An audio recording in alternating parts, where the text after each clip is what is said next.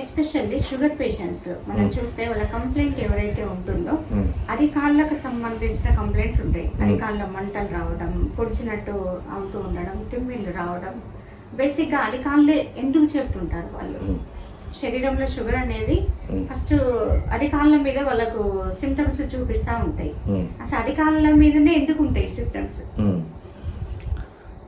మన శరీరము రోజుకు మనము ఇవాళ ఎట్లా అయిపోయిందంటే, మనం రెస్ట్ తీసుకుని మానేసినాం.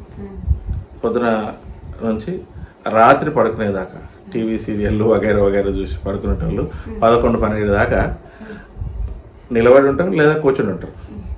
అలాంటి వాళ్ళ సంఖ్య పెరిగింది. అప్పుడు ఏం జరిగిందంటే, న్యూటన్ థర్డ్ లా, ఏది యాపిల్ పండును పైకి విసిరేస్తే కిందికి వచ్చి పడుతుంది అన్నట్టుగా ఈ సూత్రము మన శరీరంలో గుండె ఎక్కడైతే ఉందో ఫిల్టర్ చేస్తుందో అది భూమికి 4 నుంచి 5 ఫీట్ల ఎత్తులో ఉంది. ఈ 4 నుంచి 5 ఫీట్ల ఎత్తులో ఉన్న గుండె తను పంపు చేస్తూనే ఉంది. కానీ గురుత్వాకర్షణ శక్తికి ఆ రక్తం ఏదైతుందో కిందికి లాక్కోబడుతుంది భూమి ద్వారా. మళ్ళీ రక్తం లోపట ఐరన్ ఉంటుంది, భూమి లోపట ఇనుము ఉంటుంది. ఐరన్, ఇనుము, మ్యాగ్నెట్.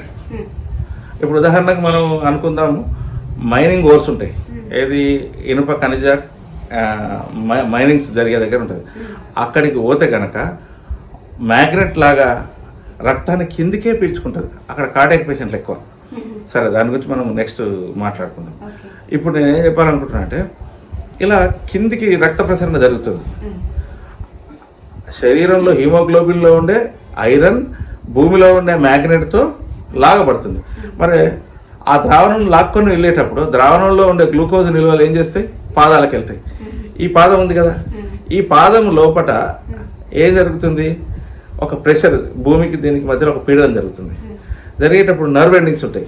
ఈ నర్వ్, ప్రతి నర్వుకు అంటే ఏమంటారు, మన నాడీ మండలం నుంచి వచ్చే నరం ఏదైతుందో ఈ నర్వ్కు పైన మైలిన్ అనే తొడుగుంటుంది. ఈ మైలిన్ ఈ భూమికి తాకి ఏమవుతుందంటే, ఈ మైలిన్కు గ్లూకోజ్కు మధ్యలో రాపిడి జరిగి మైలిన్ పొర దెబ్బతింటుంది. దెబ్బతిని అరికాళ్ళ మంటలు వస్తున్నాయి. అంటే నరాలు, ఏదో నర్వ్ ఎండింగ్స్ అంటాం, ఈ నర్వ్ ఎండింగ్స్ అన్నీ విపరీతమైన మంట వస్తుంది. మంట కారణం డీమైలినేషన్ అంటాం. ఈ మైలిన్ తొడుగు దెబ్బతినడం వల్ల గ్లూకోజ్ నిల్వలు కింద ఎక్కువ, న్యూటన్ థర్డ్ లా వల్ల జరిగే ఏదైతే ఆ సిద్ధాంతం వల్ల జరుగుతున్నది ఉందో దాని కొరకు మంట వస్తుంది. దానిలో ఉన్న గ్లూకోజ్ నిల్వలు ఎక్కువనే కాబట్టి మంట వస్తుంది.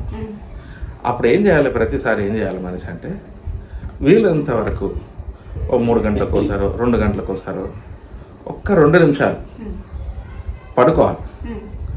2 నిమిషాలు అంటే షుగర్ పేషెంట్కి చెప్తున్నాను నేను, అందరికి కాదు.